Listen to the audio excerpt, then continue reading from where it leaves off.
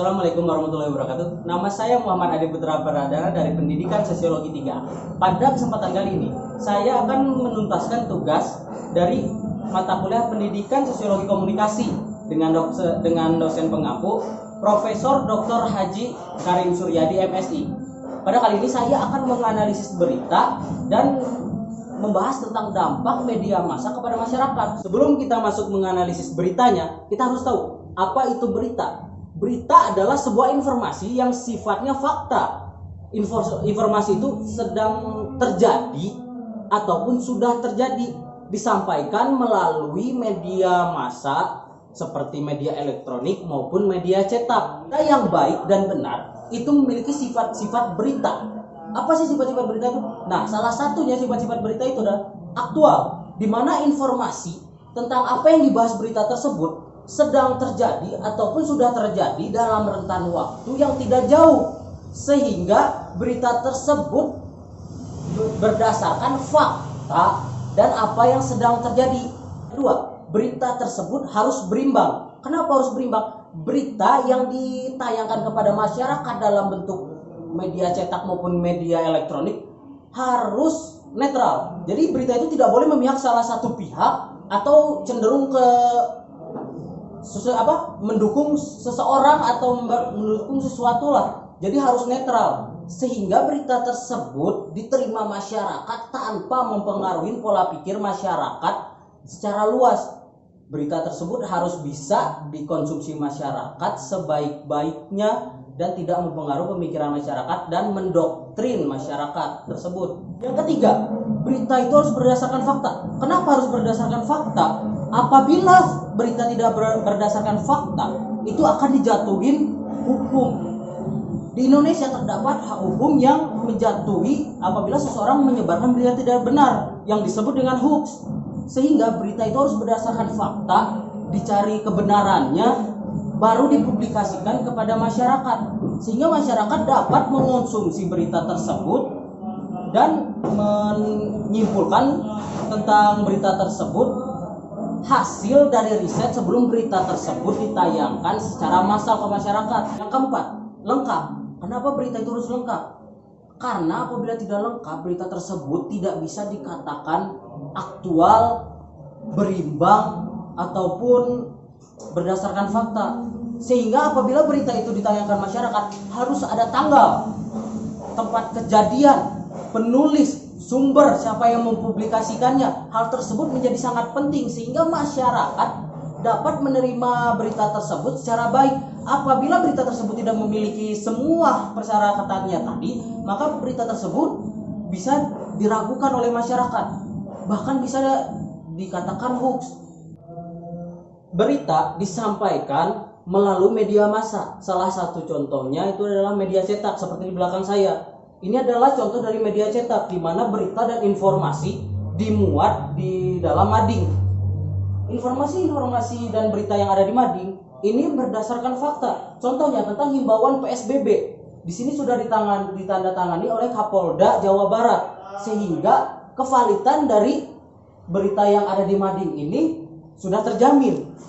Jadi bukan berupa hoax atau berita yang dibuat-buat, informasi dibuat-buat, dan masyarakat akan lebih percaya akan suatu berita yang telah ada dan resmi seperti ini. Sebagai contoh yang kedua, melalui media elektronik. Melalui media elektronik itu informasi dan berita disampaikan secara lebih meluas, di mana setiap rumah memiliki televisi. Nah, di mana berita itu dimuat melalui media elektronik dan dikonsumsi oleh masyarakat harus memiliki berbagai macam persyaratan yang harus dipenuhi. Di media elektronik harus mencantumkan secara lengkap semua tentang informasi tersebut, mulai dari sumber, penulis, dan lain-lain. Sehingga apa yang dikonsumsi masyarakat dari media elektronik ini dapat dijamin informasi tersebut valid. Akan tetapi, dalam keadaan seperti sekarang, banyak media sosial yang menyebarkan berita-berita berupa hoax, sehingga masyarakat yang tidak mencerna berita tersebut terpengaruh persepsinya, pengaruh pemikirannya, sehingga apa yang berita disampaikan tidak benar itu mereka yakini bahwa berita itu benar. Selanjutnya saya akan membahas tentang dampak-dampak media massa terhadap masyarakat. Apa sih dampak-dampaknya? Yang pertama, dampak media massa kepada masyarakat itu adalah persepsi masyarakat diubah dengan media massa. Apabila media massa itu memberikan berita yang tidak benar, maka itulah persepsi masyarakat akan informasi tersebut. Sehingga berita atau media massa sangat mempengaruhi gaya berpikir masyarakat, entah itu politik, ekonomi, sosial, dan lain-lainnya lagi. Jadi, media massa itu sangatlah penting bagi masyarakat, akan tetapi kevalitannya juga harus kita pikirkan.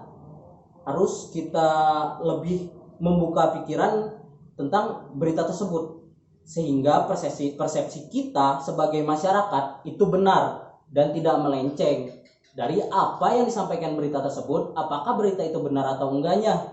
Yang kedua, media massa itu sebagai sumber informasi. Kenapa sebagai sumber informasi? Apapun yang terjadi dalam lingkungan masyarakat di Indonesia itu dikabarkan melalui media massa. Terutama apabila saya tinggal di Jawa Barat, untuk mengetahui apa yang peristiwa yang terjadi di ibu kota harus melalui media massa.